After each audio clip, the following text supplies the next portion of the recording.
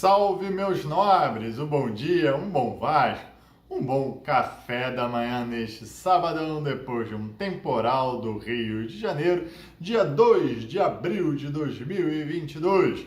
Finalmente, uma grande contratação no Clube de Regatas Vasco da Gama. Carlos Palacio, jogador de 21 anos, meio-campista chileno, chega ao Vasco, várias fotos dele já no aeroporto, sozinho, né? Coitado, mas chegando ao Vasco da Gama. Mas será que essa contratação é boa ou é mal? Para o Vasco da Gama, ou é boa ou é mal? Para a 77 Partners, qual é o perfil de contratação de um? Qual é o perfil de contratação de outro? Você quer entender melhor essas indagações? Venha comigo logo após a vinheta.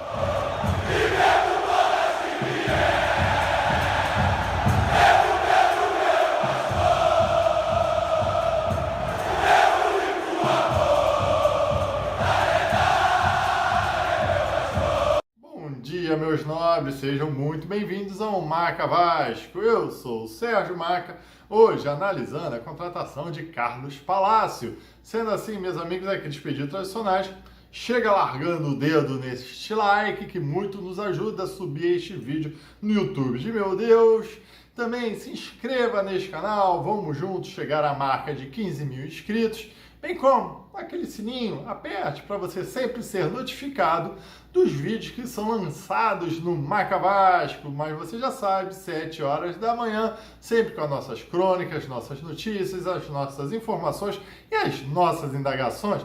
Me vale perguntar sempre, beleza, meus amigos? Vamos lá. Carlos Palacio, um jogador novo, 21 anos, destaque, ao meu ver, não sei se é bem destaque, da seleção chilena, meio-campista, já foi desligado do Internacional e, a princípio, já está pegando um avião, já deve ter retornado, se a chuva aqui do Rio de Janeiro permitir, já deve ter chegado aqui ao Rio de Janeiro, quem sabe já para assinar o seu contrato em definitivo com o Gigante da Colina. Antes de falar do Carlos Palacio, vamos falar aqui um pouco do Carlos de Pena, que parece que o Vasco da Gama recebeu uma volta do próprio Internacional, de onde está vindo o Carlos Palacio.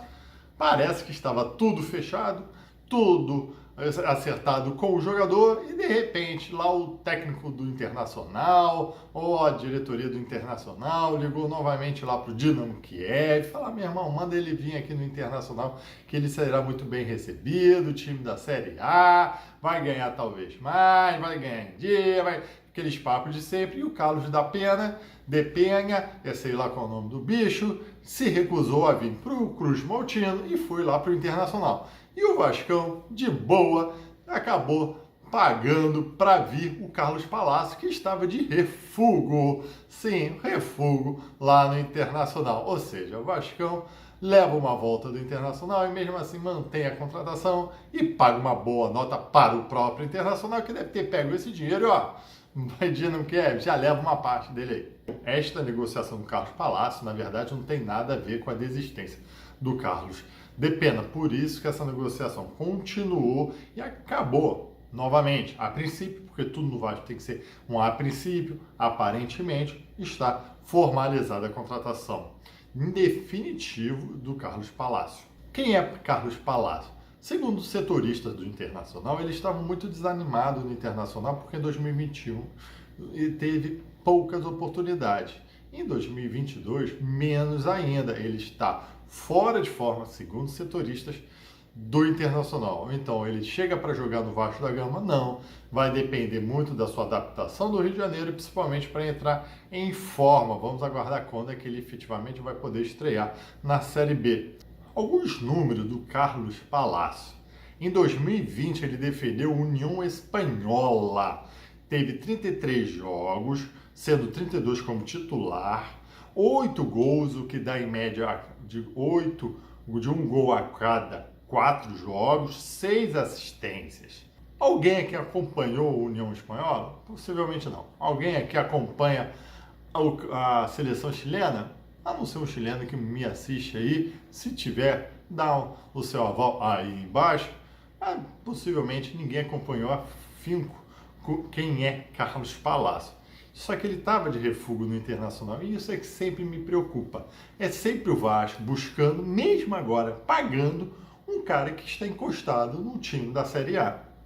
Será que com esse dinheiro, que logo daqui a pouco falarei, não valeria a pena investir num cara mas que esteja realmente em boa fase?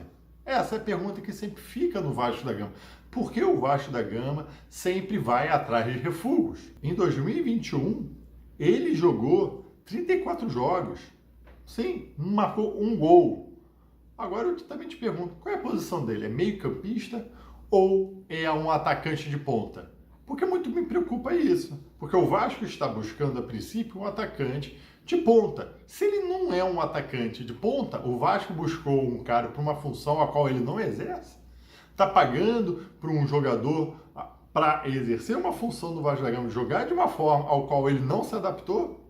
É isso? É esse tanto trabalho de 13 pessoas para analisar contratações, scouts da 77 Partners vindo analisar o jogador? É para isso? É para contratar um cara que não joga na posição que o Vasco precisa?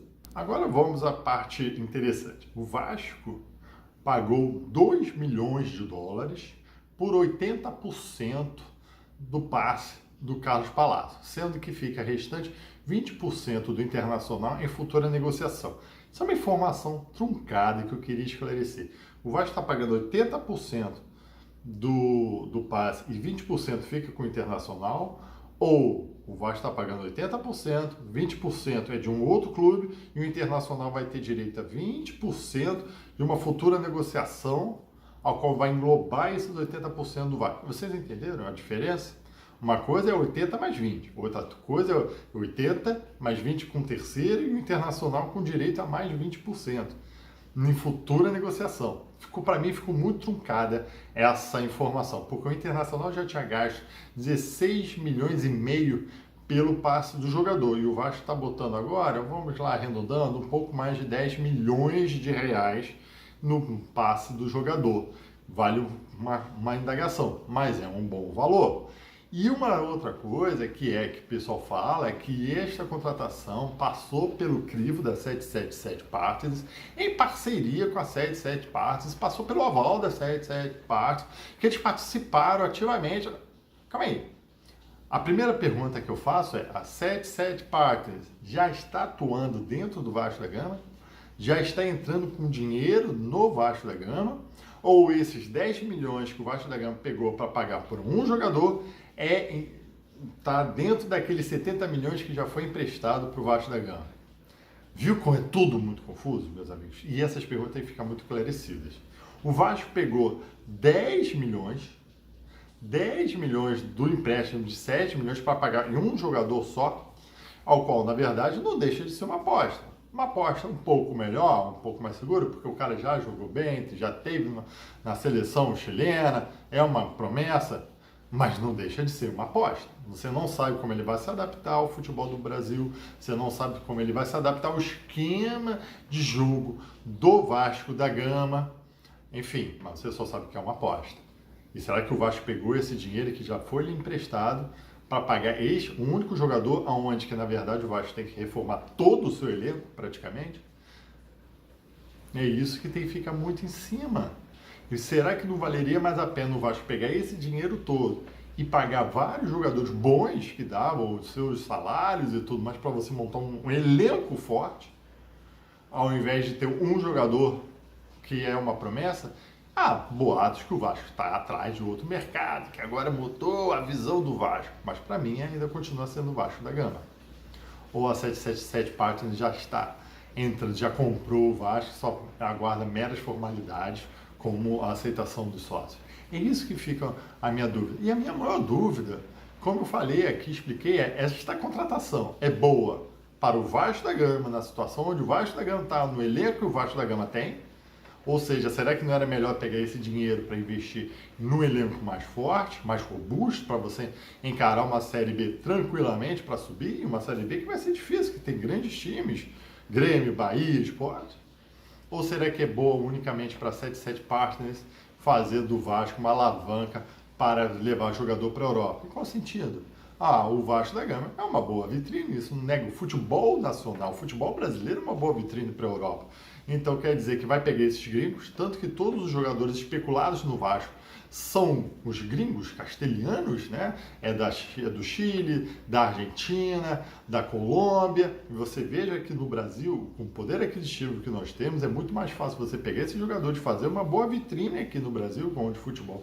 É melhor que você vender mais caro para a Europa. E da Europa, dependendo para o time e para os grandes centros lá europeus, para os grandes clubes. Aí você negocia, aí realmente você é um investidor. Você está pegando o dinheiro da matéria-prima aqui, barato, para vender mais caro lá fora. E é isso que o Vasco vai se transformar. Essa contratação é importante para quem? Para a 774 fazer esse tipo de negócio, ou é para o Vasco montar um time realmente, um elenco forte, para ir em busca de ser campeão da porra toda? Enfim, meus amigos, eu acho que essa é uma grande pergunta. Eu não estou aqui criticando a venda de um jogador ao qual particularmente não conheço, não acompanhei a União Espanhola, não acompanho a seleção chilena e eu nem pude acompanhar ele no Internacional, haja visto que já não jogou neste ano. Mas vale sempre a indagação desta forma de contratação e espero eu que na frente seja muito mais esclarecidos se as contratações serão boas para o nosso investidor, para o nosso dono ou para o clube em si. Um abraço, meus amigos.